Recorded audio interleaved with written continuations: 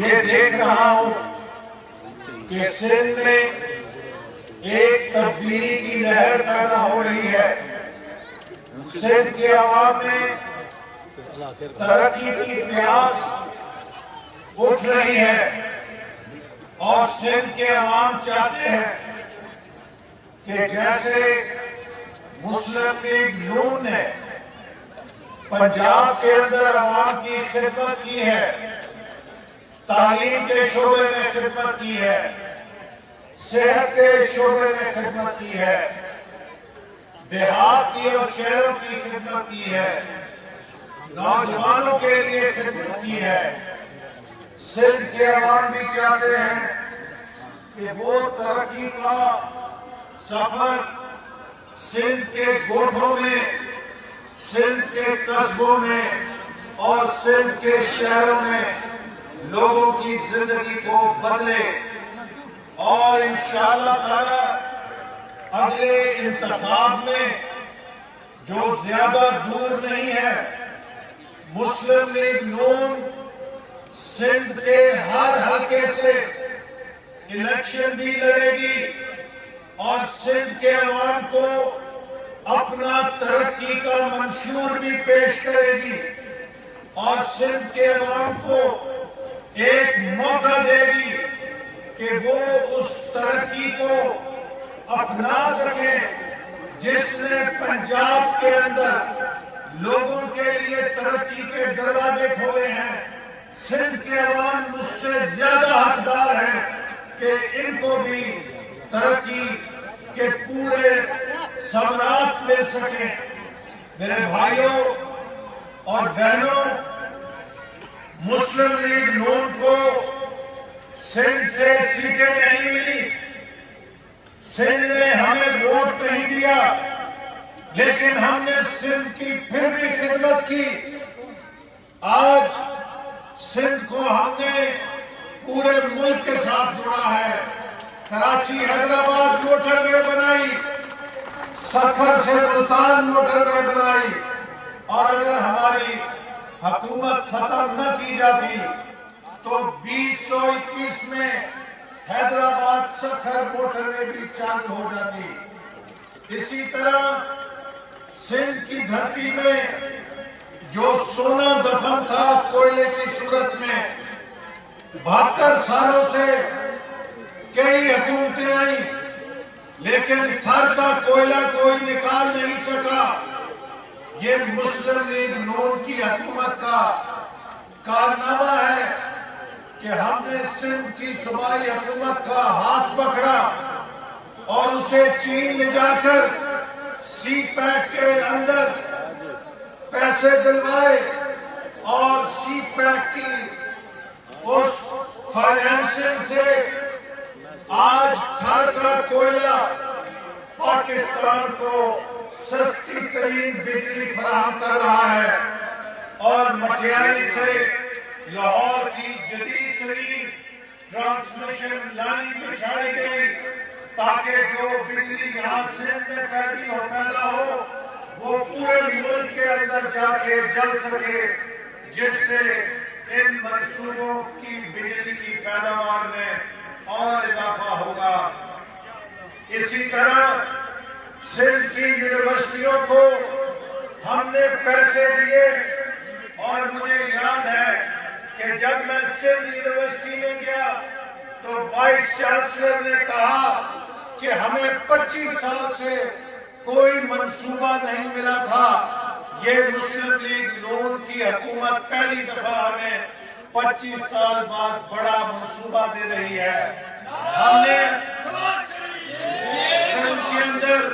سندھ کے اندر انجینئرنگ یونیورسٹیوں کو پیسے دیے، سندھ کے اندر ایگریکلچر یونیورسٹیوں کو فنڈنگ دی، چونکہ ہمارا تصور تھا کہ نوجوانوں کو یونیورسٹیوں سے اعلیٰ تعلیم ملنی چاہیے. ہم نے پاکستان کے ہر ضلع میں یونیورسٹی کیمپس کھولنے کا منصوبہ شروع کیا. نواز شریف نے پورے ملک کے نوجوانوں کو، غریب گھروں کے نوجوانوں کو لیپ ٹاپ دیے تاکہ وہ انفارمیشن ٹیکنالوجی اور ڈیجیٹل انقلاب کے اندر حصہ لے سکیں، لیکن اس نالائق حکومت نے نوجوانوں کے لیپ ٹاپ چھین لیے۔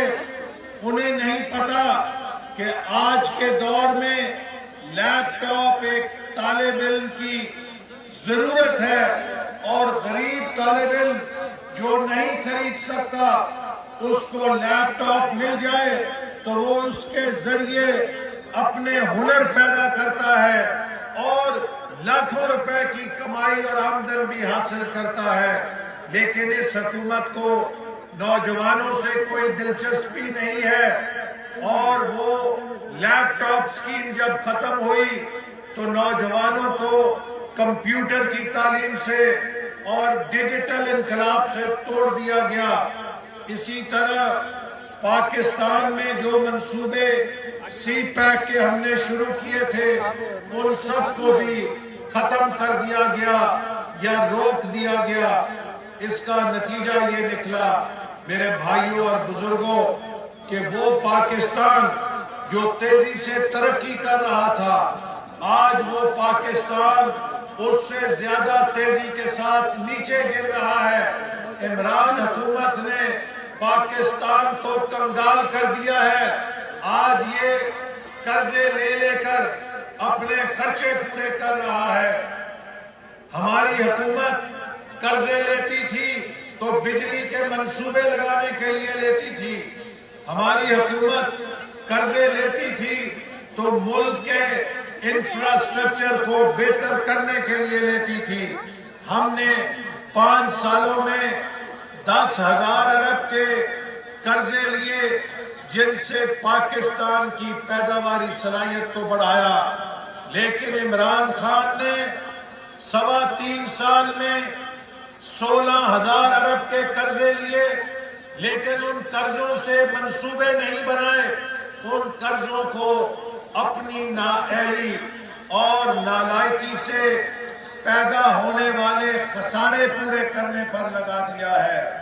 آج پاکستان پر قرضوں کا بوجھ چڑھ گیا ہے، لیکن ان قرضوں سے کوئی ترقیاتی منصوبہ نہیں لگا بلکہ خسارے پورے کیے گئے ہیں، جس کا مطلب یہ ہے کہ 3.25 سالوں میں تقریباً 91,000 روپے سے زیادہ قرضہ ہر پاکستان کے 22 کروڑ عوام میں سے ہر پاکستانی کے گردن پہ عمران نیازی نے چڑھا کر ملک کو قرضوں کے جال میں پھنسا دیا ہے۔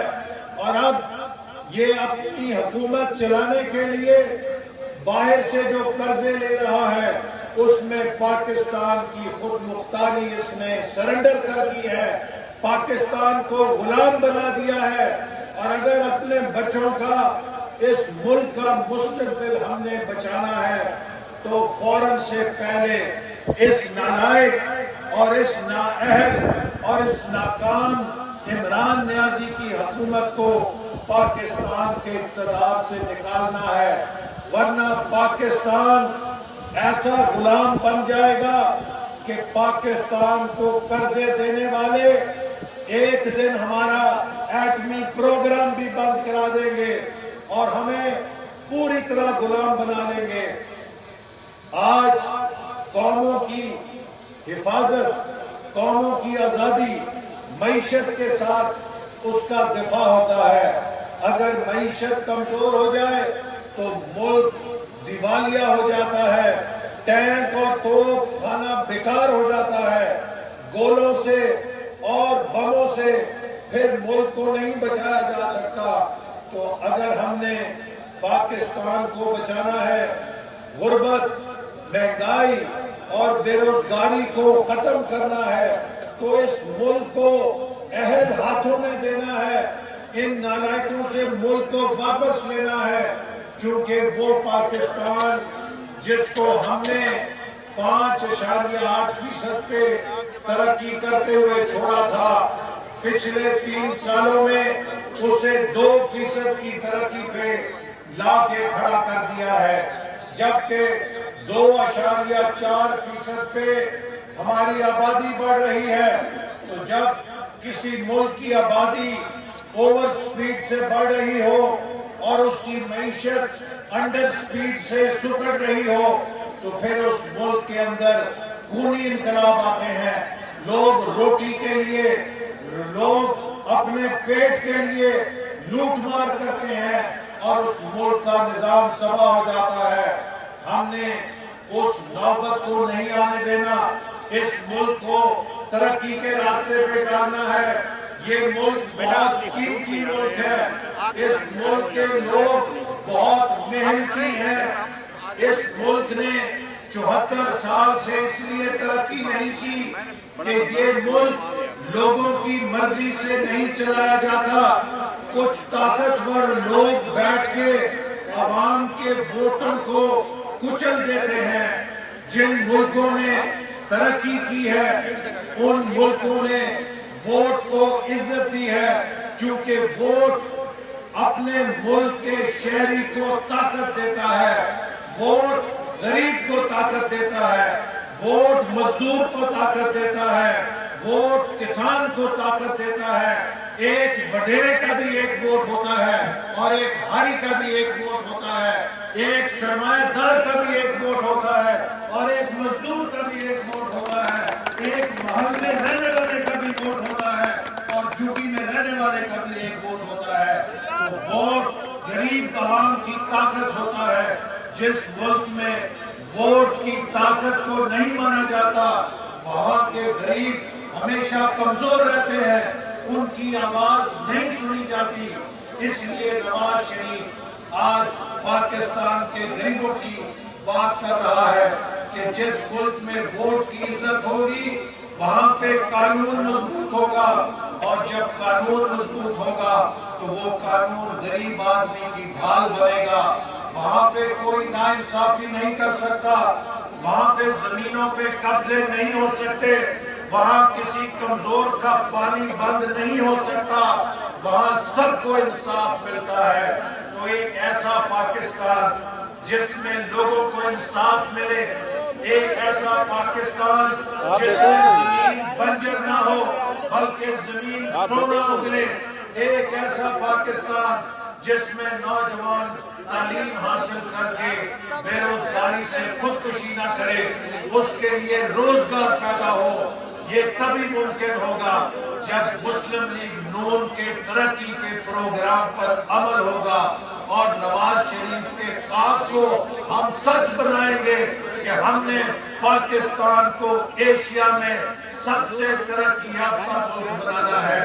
آج جو حکمران ہیں ان کو اناڑیوں کو سوائے گالیاں دینے کے، سوائے پگڑیاں اچھالنے کے اور سوائے چندہ مانگنے کے کچھ اور نہیں آتا ہے. عمران خان نے وزیر اعظم بننے سے پہلے 30 سال صرف ایک کام کیا تھا. اسے صرف ایک پیشہ آتا ہے اور وہ پیشہ چندہ مانگنے کا پیشہ ہے. اور اس نے ایک ترقی کرتے ہوئے پاکستان کو بھی فقیر بنا دیا اور چندہ مانگنے والا ملک بنا دیا ہے. آج بدقسمتی سے پاکستان بھی چندے مانگ رہا ہے چونکہ عمران خان صرف چندے مانگنے پہ لگا سکتا ہے. تو میرے بھائیوں، ہم نے اس ملک کو خوددار بنانا ہے، خود مختار بنانا ہے اور خوشحال بنانا ہے. پاکستان کی یہ قسمت نہیں ہے کہ دنیا کا بھکاری بن جائے. وہ عمران خان جو کہتا تھا میں خودکشی کر لوں گا، IMF کے پاس نہیں جاؤں گا، آج قوم منتظر ہے کہ عمران خان خودکشی کا اعلان کب کرے گا. چونکہ اس نے عمران خان نے IMF کے سامنے پاکستان بیچ دیا ہے، پاکستان کی خود مختاری بیچ دی ہے. لیکن آپ فکر نہ کریں، ہم اسے ایسا نہیں کرنے دیں گے. ہم انشاءاللہ تعالی عمران خان کے سامنے ایک دیوار بن کے کھڑے ہوں گے اور عمران خان نے اگر پاکستان کا سودا کرنے کی کوشش کی تو پارلیمنٹ کے اندر وہ غلط بچائیں گے کہ تاریخ یاد کرے گی کہ پاکستان کے بیٹوں نے کس طرح راستہ روکا تھا پاکستان کو بیچنے کا۔ عمران خان، تم اگر پاکستان کے ادارے غیر ملکی اداروں کو دینے کا قانون لاؤ گے تو تمہیں ہماری لاشوں کے اوپر سے گزر کے اس قانون کو پاس کرنا ہوگا۔ یہ پاکستان عمران خان کی نالائکی اور اس کی ناکامی کی بھیٹ ہم نہیں چڑھنے دیں گے، اس ملک کی حفاظت کریں گے۔ اور میرے بہنوں اور بھائیوں، 23 مارچ 2022 انشاءاللہ تعالی پاکستان کے عوام کے لیے فتح کا پیغام لائے گا۔ وہ جمہوریت کی فتح کا دن ہوگا، آئین کی فتح کا دن ہوگا، اور نوشہر و فیروز سے بھی انشاءاللہ تعالی اس کے اندر قافلے شریک ہوں گے، پورے پاکستان سے، گلگت بلتستان سے، آزاد کشمیر سے، بلوچستان سے، خیبر پختونخوا، سندھ سے، پنجاب سے لوگ اسلام آباد آ کر بتائیں گے کہ یہ ملک پاکستان کے عوام کا ہے، یہ ملک پاکستان کے عوام چلائیں گے۔ اور اگر کوئی پاکستان کے عوام کے فیصلے پہ ڈاکہ ڈالے گا تو یہ لوگ اس کے سامنے چٹان بن کے کھڑے ہو جائیں گے۔ ہم نے اپنے ملک کو اور تباہ نہیں ہونے دینا، ہم نے اپنے ملک کو بچانا ہے، اور یہ ملک ہمارا قائد اس ملک کی، ہمارے بچوں کے مستقبل کی جو جنگ لڑ رہا ہے، ہم سب اس جنگ میں اپنے قائد کے سپاہی ہیں۔ آج آپ دیکھیں کہ یہ مثال کبھی اس کی تاریخ میں مثال نہیں تھی، 3.25 سال ہو گئے ہیں نواز شریف کی کردار کشی، مسلم لیگ نون کی کردار کشی۔ آج بھی ضمنی الیکشن ہوتا ہے تو لوگ پھر مسلم لیگ نون کو جتاتے ہیں، آج پھر لوگ نواز شریف کے نعرے مارتے ہیں، اور آج 5 گھنٹے سے یہ لوگ بیٹھے ہیں، یہ نواز شریف کے متوالے ہیں، نواز شریف کے سپاہی ہیں۔ ان کے دلوں سے کوئی نواز شریف کو نہیں نکال سکا۔ طاقت کے ساتھ، جبر کے ساتھ کوئی اسلام آباد کی وزیر اعظم کی کرسی پہ بٹھایا تو جا سکتا ہے، لیکن لوگوں کے دلوں کی کرسی پہ طاقت اور جبر نہیں چلتی۔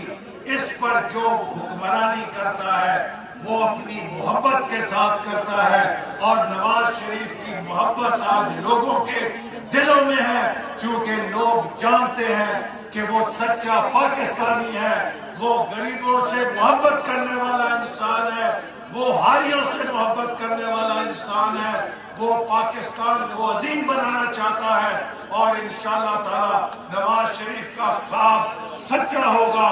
ہم پاکستان کو دوبارہ ترقی کے راستے پہ ڈالیں گے۔